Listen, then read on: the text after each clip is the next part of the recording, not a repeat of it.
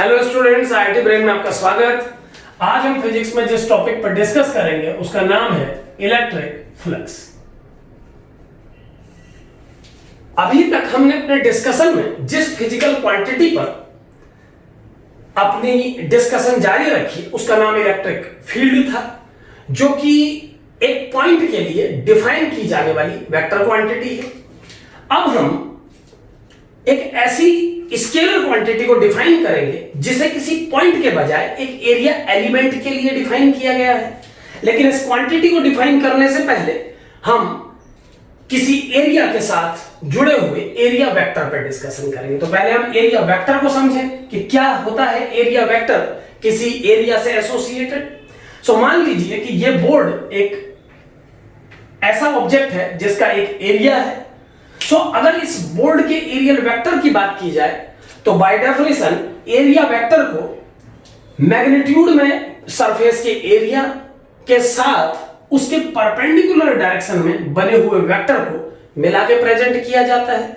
जैसे उदाहरण के लिए अगर इस बोर्ड का एरिया ए है, ए मॉड, और इस बोर्ड के परपेंडिकुलर वेक्टर जैसा हम यहां देख पा रहे हैं इस पेन की डायरेक्शन के अलोंग होगा, तो अगर ये डायरेक्शन के कैप से प्रेजेंट की जाए तो इस बोर्ड के लिए एरिया वेक्टर का ओवरऑल प्रेजेंटेशन मैग्नीट्यूड के साथ ए मॉड इनटू के कैप होगा। सो अगर ये डायरेक्शन जो इस बोर्ड के परपेंडिकुलर है इसे के कैप मान लिया जाए तो इस एरिया का एरियल वेक्टर ए मॉड के कैप होगा। यानी किसी सरफेस के लिए जब एरियल वेक्टर डिफाइन किया जाता है तो उसकी डायरेक्शन को उस सरफेस एलिमेंट के परपेंडिकुलर कंसीडर किया जाता है। अब अगर हम एरिया वेक्टर की इस डायरेक्शन को यूज करें तो नॉर्मल लैंग्वेज में हम कह सकते हैं कि इलेक्ट्रिक फ्लक्स किसी सरफेस के, किसी स्मॉल सरफेस के परपेंडिकुलर पास होने वाली इलेक्ट्रिक फील्ड लाइंस की काउंटिंग को प्रेजेंट करता है। यानी अगर मैं मैथमेटिकली अपनी कही गई बात को प्रेजेंट करूं तो इलेक्ट्रिक फील्ड वेक्टर को जब आप किसी एरिया के वेक्टर के साथ डॉट प्रोडक्ट करते हैं तो जो आउटकम मिलता है हम उसे इलेक्ट्रिक फ्लक्स के नाम से जानते हैं। यहां पर मैं d5 वर्ड यूज करूंगा क्योंकि हम इसे एक छोटे से सरफेस एलिमेंट के लिए कैलकुलेट कर रहे हैं। तो कंप्लीट सरफेस अगर s वैल्यू का है और उसका एक छोटा एलिमेंट ds वेक्टर से प्रेजेंट किया जाए तो d5 की definition e vector dot ds vector होगी। अब यहां पर ध्यान देने की बात है कि अगर इलेक्ट्रिक फील्ड यूनिफॉर्म है, आप इसे केस 1 समझ सकते हैं फ्लक्स में। अगर इलेक्ट्रिक फील्ड यूनिफॉर्म है और हमें किसी सरफेस पर फ्लक्स कैलकुलेट करना है तो हमें इस सरफेस से पास होने वाली परपेंडिकुलर इलेक्ट्रिक फील्ड लाइंस को कैलकुलेट करना होगा। लेकिन यहां number of electric field lines को कैलकुलेट करने का अर्थ यह नहीं है कि आप ये गिने कि इस सरफेस से कितनी लाइंस पास हो रही हैं। एक्चुअल में ये डेफिनेशन को प्रेजेंट करने का तरीका है। फंडामेंटली जब फ्लक्स कैलकुलेट किया जाता है तो इलेक्ट्रिक फील्ड लाइंस का नंबर बोल के हम इलेक्ट्रिक फील्ड की स्ट्रेंथ को प्रेजेंट करने की कोशिश करते हैं। तो एक्चुअल में फ्लक्स किसी सरफेस से पास होने वाली इलेक्ट्रिक फील्ड स्ट्रेंथ वेक्टर का एरिया वेक्टर के साथ डॉट प्रोडक्ट है। So d5 for this surface is E dot ds।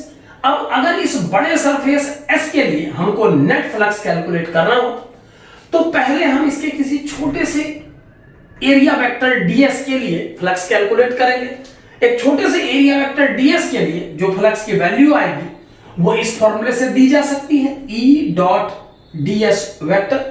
और अगर इसको सिग्मा समेशन से कंप्लीट सरफेस के लिए कैलकुलेट किया जाए तो नेट फ्लक्स जो इस सरफेस पे वैल्यू आ जाएगी वो आ जाएगी E डॉट सिग्मा ds। यहां पर ये बात ध्यान दें कि इलेक्ट्रिक फील्ड की वैल्यू यूनिफॉर्म है कंप्लीट एरिया के लिए, इसीलिए इसे सिग्मा समेशन से अलग किया जा सकता है। और अगर हम सरफेस वेक्टर कंप्लीट सम कर दें तो जो फाई का वैल्यू आ जाएगा वो आ जाएगा E dot net surface vector. यहां पर ध्यान दें कि अगर सरफेस और इलेक्ट्रिक फील्ड अगर यूनिफॉर्म है तो सरफेस एक डिस्क के रूप में है तो उस सरफेस के एलिमेंट को आप कंप्लीट सरफेस और उसके वेक्टर से रिप्लेस कर सकते हैं। अब इसी के दूसरे एंड पे अगर मान लीजिए कुछ इस तरीके की सिचुएशन होती कि एक चार्ज पार्टिकल एक पॉइंट पे प्रेजेंट होता और कोई ऐसा सरफेस सामने प्रेजेंट होता जिसकी डिस्टेंस इस चार्ज पार्टिकल से अलग अलग है, यानी कि इस चार्ज पार्टिकल से जो फार्दर पॉइंट है, इस डिस्क की बाउंड्रीज है वो ज्यादा डिस्टेंस पे है और इस डिस्क का सेंटर इस चार्ज पार्टिकल से नियर बाय है। तो इस कंडीशन में भी हमें फंडामेंटल ही यूज करना पड़ता, लेकिन हम phi equal to E vector dot S vector formula अब यूज नहीं कर पाते। तो यहां हमें कैसे सॉल्व करना होता है उस बात को समझें। सबसे पहले हम यहां भी एक छोटा सा सरफेस एरिया एलिमेंट कंसीडर करते, एक छोटा सा एरिया एलिमेंट कंसीडर करते और उसका एरियल वेक्टर डिफाइन करते। हम जानते हैं कि एरियल वेक्टर सरफेस के परपेंडिकुलर डिफाइन किया हुआ वेक्टर होता है। अब क्यू चार्ज पार्टिकल से इस पॉइंट पर बनने वाले इलेक्ट्रिक फील्ड वेक्टर की वैल्यू हमें पता है, क्योंकि हम पढ़ चुके हैं कि कोई चार्ज पार्टिकल किसी डिस्टेंस r पर किस स्ट्रेंथ का इलेक्ट्रिक फील्ड डेवलप करता है। तो इलेक्ट्रिक फील्ड की वैल्यू जानने के बाद और इस छोटे से एलिमेंट्री एरिया का वेक्टर जान के हम E डॉट ds की हेल्प से इस छोटे से एरिया एलिमेंट के लिए फ्लक्स कैलकुलेट कर सकते हैं और फिर इसे इंटीग्रेशन या समेशन की प्रोसेस यूज करके पूरे सरफेस के लिए फ्लक्स को कैलकुलेट किया जा सकता है। तो इस तरीके के कैलकुलेशंस करने के लिए हमें सिग्मा समेशन या इंटीग्रेशन का यूज करना होगा।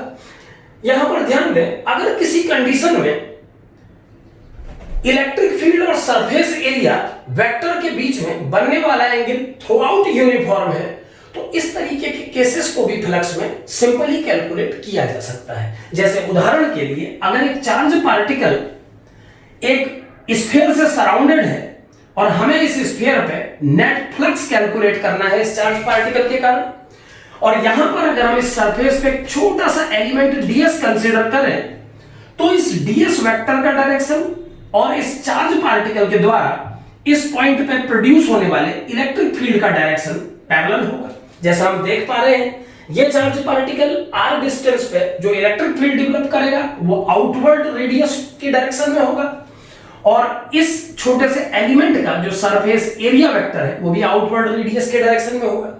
तो इस कंडीशन में इस छोटे से एरिया पर फ्लक्स की वैल्यू आएगी E डॉट ds। सो इतना फ्लक्स इस छोटे से एलिमेंट्री एरिया से पास होगा। अब इस फ्लक्स की वैल्यू को पूरे सरफेस एरिया के लिए सिग्मा समेशन के द्वारा कैलकुलेट किया जा सकता है। यानी यहां पर अगर हम सिग्मा समेशन अप्लाई करें तो सिग्मा समेशन कैलकुलेट किया जा सकता है। क्यों? क्योंकि E डॉट ds को सॉल्व करने पर यह आ जाएगा E mod ds mod and cos 0 degree. यहां पर 0 डिग्री E वेक्टर और ds वेक्टर के बीच का एंगल है। सो E डॉट ds cos 0, तो यह आ गया आपका sigma E mod ds mod cos 0 की वैल्यू 1 होती है।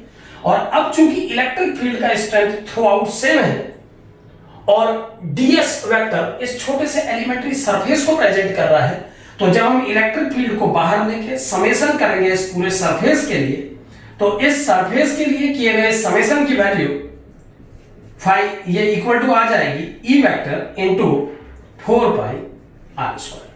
और अब अगली लाइन में इलेक्ट्रिक फील्ड स्ट्रेंथ की वैल्यू इस चार्ज के द्वारा इस पॉइंट पर लिख करके इसे सॉल्व किया जा सकता है और यह कैलकुलेट किया जा सकता है कि इस चार्ज पार्टिकल की प्रेजेंस ने इस पूरे सरफेस पर कितना फ्लक्स डेवलप किया। So flux is defined as the dot product of electric field vector and areal vector. यहां पर यह ध्यान दें कि एरिया जो हमारी जूनियर क्लासेस में एक स्केलर क्वांटिटी थी, इस पर्टिकुलर चैप्टर के लिए एक वेक्टर के रूप में डिफाइन किया जा रहा है। और इसका रीजन यह है कि आप यहां पर इलेक्ट्रिक फील्ड और एरिया दो क्वांटिटीज की हेल्प से फ्लक्स कैलकुलेट कर रहे हैं जो कि एक स्केलर क्वांटिटी है। तो यहां पर ध्यान दें, कोई वेक्टर क्वांटिटी किसी स्केलर क्वांटिटी के साथ एक स्केलर क्वांटिटी डेवलप नहीं कर सकती।